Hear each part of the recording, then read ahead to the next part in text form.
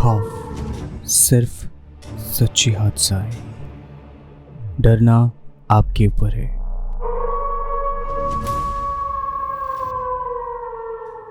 हर सोमवार और गुरुवार की रात के 8 बजे नील के साथ खौफ की रात।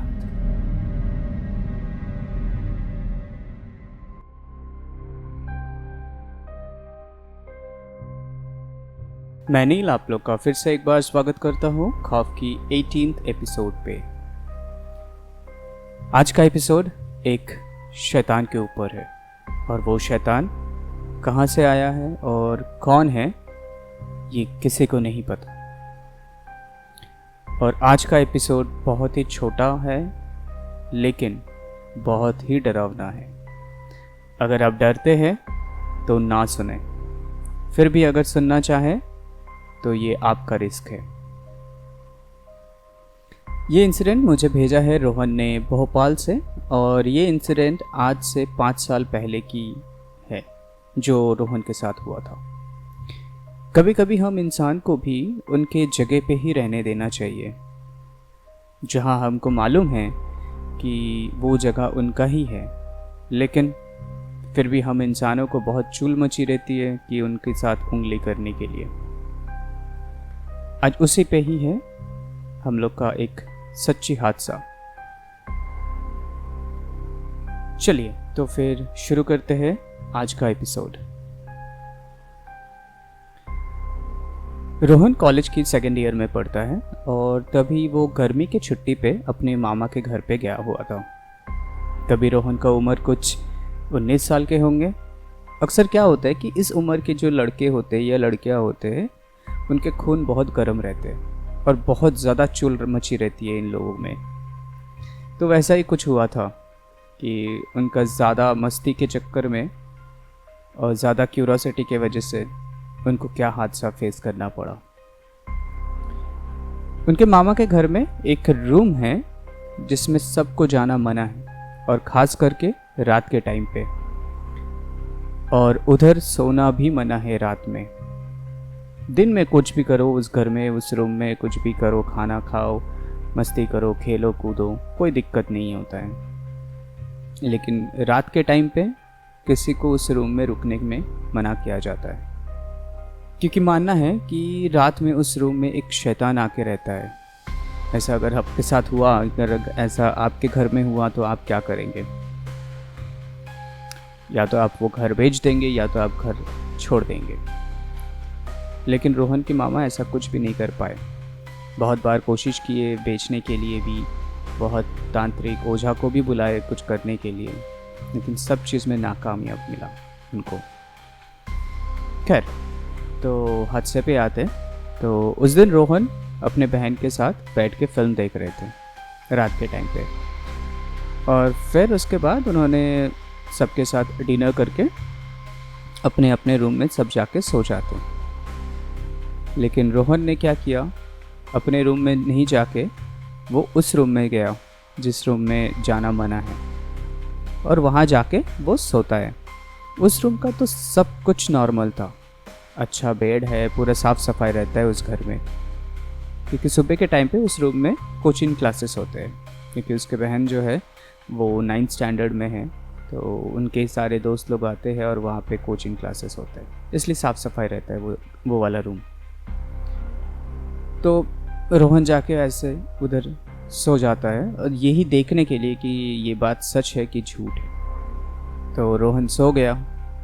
ठीक रात के 1:30 बजे अचानक से रूम का पंखा बंद हो जाता है। तो रोहन का आँख खुल जाता है और आँख जैसे ही खुला तो उसने देखा कि एक लंबा सा आदमी खड़ा है उसके सामने, पूरा लाल, और सर के दोनों साइड पे 2 सिंग निकला हुआ है और चेहरा एकदम जैसे कि डेमन की तरह दिख रहा है, या तो फिर आप कह सकते हो कि शैतान की तरह दिख रहा है। और वो रोहन की तरफ धीरे धीरे आने लगे और बिस्तर पे रेंगते हुए चढ़ने लगे।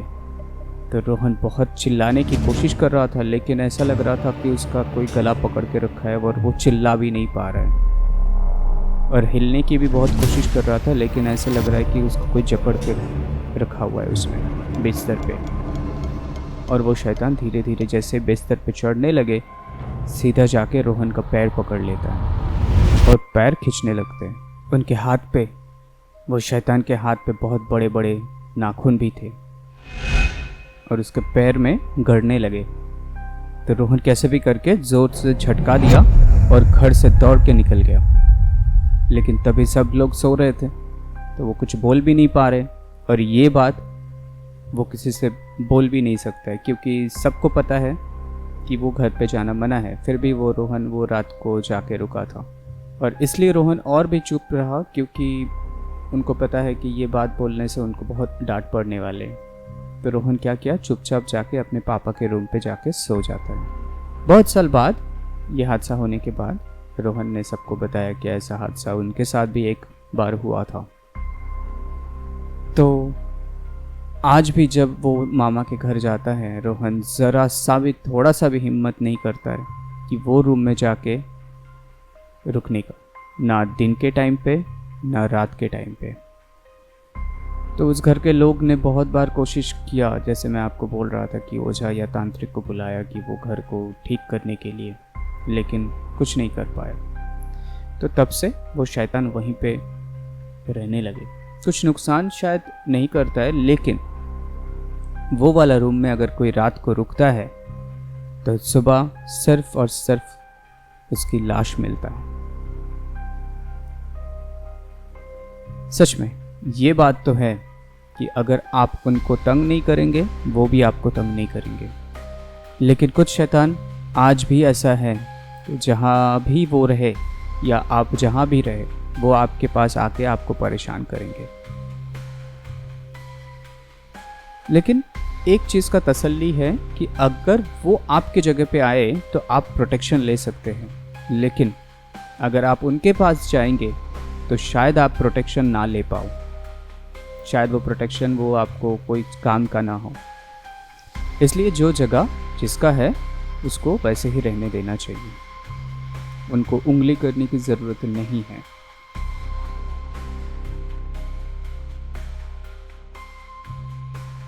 फिर एक बार रोहन को बहुत बहुत धन्यवाद कि आपने हमारे साथ आपका एक्सपीरियंस शेयर किए हैं। आप लोग भी हमारे साथ आपका हॉरर एक्सपीरियंस शेयर कर सकते हैं, या फिर आपने किसी से सुने हैं वो भी आप शेयर कर सकते हैं हमारे ईमेल आईडी share.trueincident@gmail.com पे, या फिर हमारे फेसबुक पेज पे आप अपना स्टोरी भेज सकते हैं, और इंस्टाग्राम पे भी।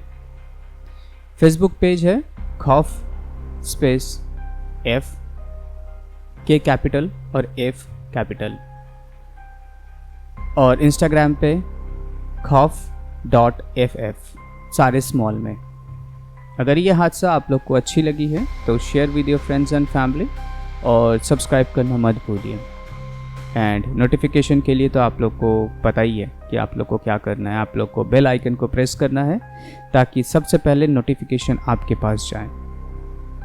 और हर सोमवार और गुरुवार के रात के 8 बजे मैं आ जाऊंगा आप लोग के पास एक सच्ची हादसा लेके।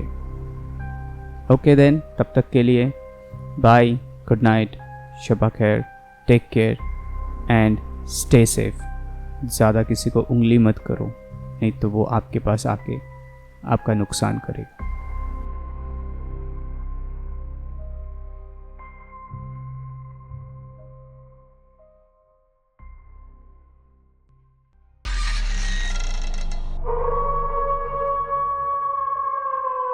खौफ सिर्फ सच्ची हादसा है, डरना आपके ऊपर है।